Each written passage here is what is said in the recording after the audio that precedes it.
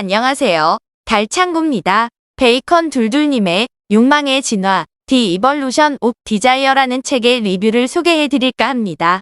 사랑, 연애, 섹스, 결혼 등 남녀의 엇갈린 욕망에 대한 진실이라는 부제가 유효한지 고민해 보시죠. 자, 시작합니다. 책을 읽고 시간이 지나면 까먹는다. 대충은 기억나지만 까먹는다. 그럼 유튜브 책 리뷰를 보는 게 낫다. 까먹지 않으려 글을 쓴다. 진화심리학은 심리를 진화의 관점에서 바라본다. 선사시대의 호랑이를 무서워한 사람은 죽지 않고 살아남았다. 호랑이를 무서워하지 않은 사람은 호랑이와 싸우다 죽었다. 호랑이를 무서워하는 심리가 진화되어 우리에게 전해졌다. 우리가 갖고 있는 것은 모두 과거의 적응으로부터 생겼다. 총을 갖고 있다면 호랑이를 무서워할 필요 없다. 하지만 여전히 무섭다. 근 100년 안에 수많은 기술이 발달되어 우리의 삶을 180도 바꿔놓았다. 하지만 우리의 뇌는 몇 만 년 동안 호랑이를 무서워하다가 100년 만에 갑자기 호랑이를 안 무서워할 수는 없다는 것이 진화심리학이다. 실질적인 수많은 조사 결과가 그것을 뒷받침하기 때문에 위의 내용을 의심하지는 않았다. 욕망도 똑같다. 지금 우리가 남녀에 대해 가지는 욕망이 과거로부터 이해될 수 있다는 것이다. 조금 특이한 것은 욕망의 진화는 번식을 1순위로 생존보다 번식을 중요시했다는 것이다. 어떤 것이든 번식학적으로 좋다면 그것을 선호한다. 여자가 원하는 것.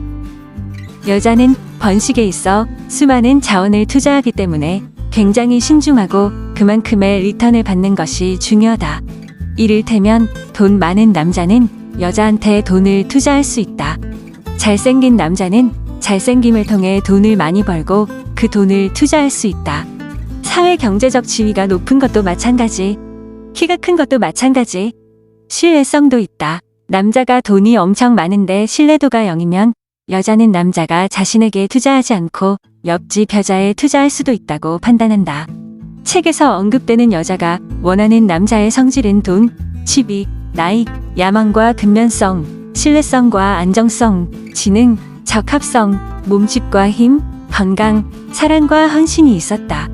중요한 것은 이것들 각각이 목적이 아니라 자원 투자로 이어질 수 있는가 없는가이다. 어쨌든 그렇다. 남자가 원하는 것. 남자는 번식에 있어 거의 자원을 투자하지 않아도 된다.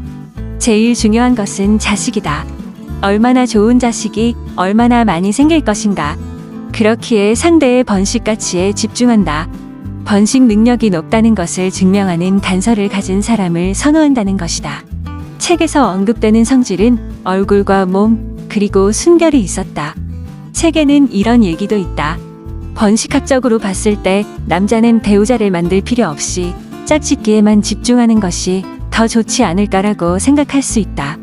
하지만 그렇지 않은 이유는 실제로 그렇게 했을 때 어떤 여자도 그 남자를 만나주지 않을 것이기 때문이다. 결국 번식학적으로 보면 더 번식에 성공할 수 없는 전략인 것이다. 어쨌든 그렇다. 뒤에는 많은 것들이 있다. 남녀가 하룻밤을 보내는 이유. 남녀가 서로를 유혹하기 위해 사용해야 하는 전략, 함께 살아가며 생기는 갈등, 시간의 변화, 화학, 그리고 결별 은밀한 전략. 아직도 풀리지 않는 미스터리. 이 내용들도 역시 번식학적으로 설명이 된다. 선택압이라는 말이 자주 나오는데 선택의 압력이다. 선택은 사실 고르는 거지만 압력은 선택을 하나로 만들 수 있다. 그러니까 무언가를 선택할 수밖에 없는 압력이 진화적으로 작용해서 그 심리 기제가 진화되어 지금의 우리에게 전해졌다는 것이다. 위에 쓴 내용은 모두 책의 내용을 이해한 대로 적은 것이다. 가치 판단은 하나도 없다.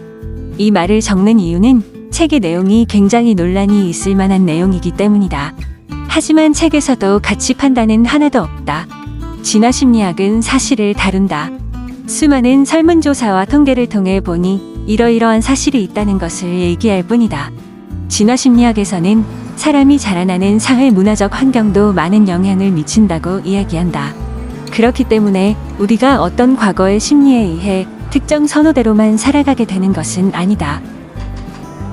책을 읽으면서 반감, 놀람, 신기함이 생겼다.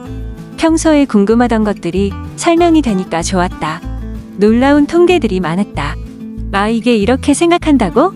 의심하면서도 많은 자료가 있으니까 부정할 수도 없었다. 우리가 본능에만 충실해서도 안 되지만 본능을 거스를 수도 없지 않을까. 본능에 따르면서 사회문화적으로 적합한 전략을 구상하는 것이 좋겠다는 생각이 들었다. 이 책을 뭔가 나중에 연애 참고서로 써도 좋을 것 같다. 역시 글은 마무리가 어렵다. 책의 뒷면 표지에는 최재천의 소개글이 적혀 있는데요. 들어보시죠. 뇌과학과 더불어 21세기 학문의 총화로 떠오르고 있는 진화심리학.